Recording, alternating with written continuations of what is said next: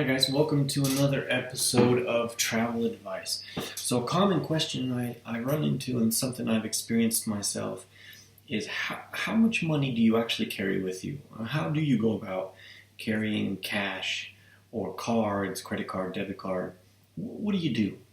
I think back in the old days, 10, 15 years ago, you had to carry $1,000, $2,000, $3,000 with you because the availability of using a credit card or bank ATM card or something maybe wasn't as readily available.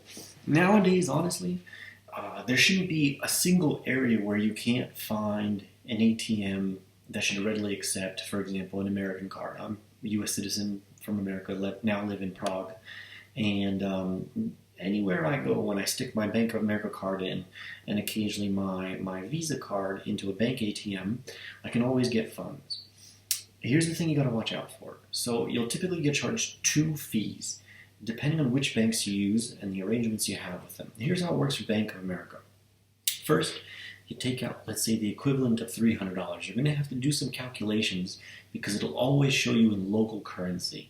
Sometimes you'll find an ATM that'll say you can take out $300, but it'll convert it for you into the local currency.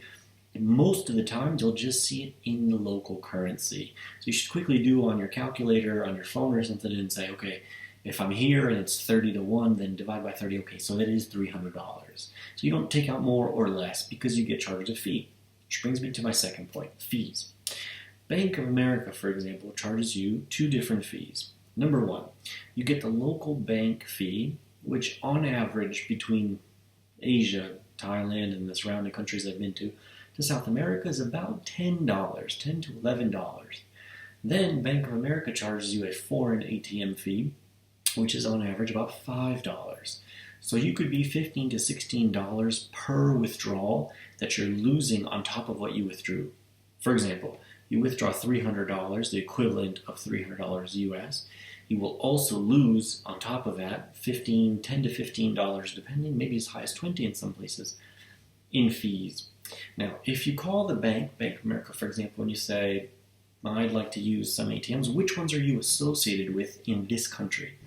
Oftentimes, they have an association, and you will be able to spare yourself the $5 fee, that what I call the Bank of America foreign ATM fee.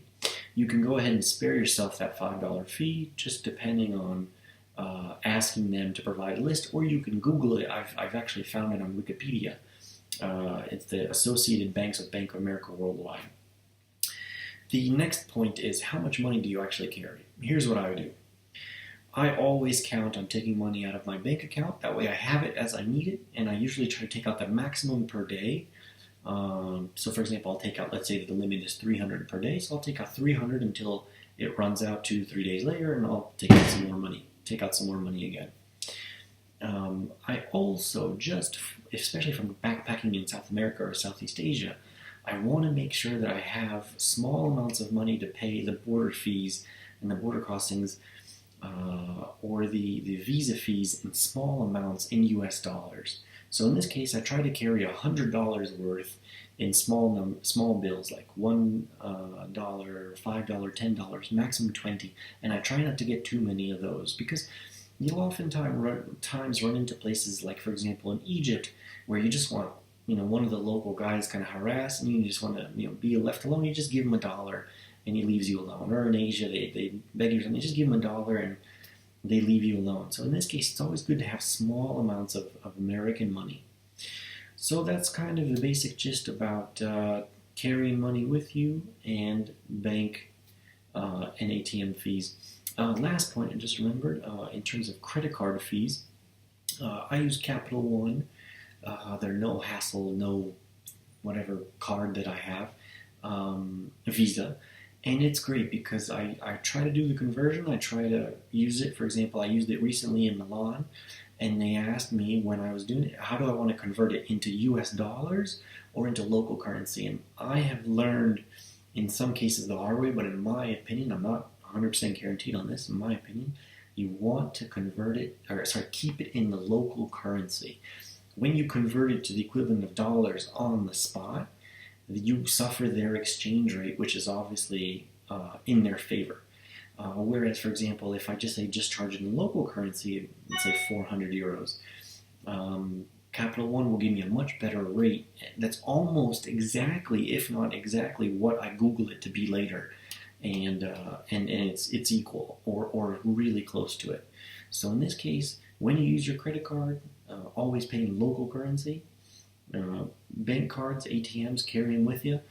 They're especially good if you lose your money or something and you need it, but be prepared to know which banks you can go to. For example, in Mexico, Bank of America is tied to Santander Bank.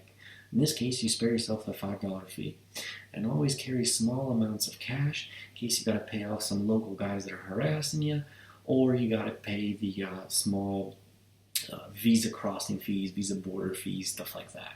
Alright, so good luck to you. I hope to see you soon. This video is a little bit longer than I expected, but I hope you have some great travels. See you later.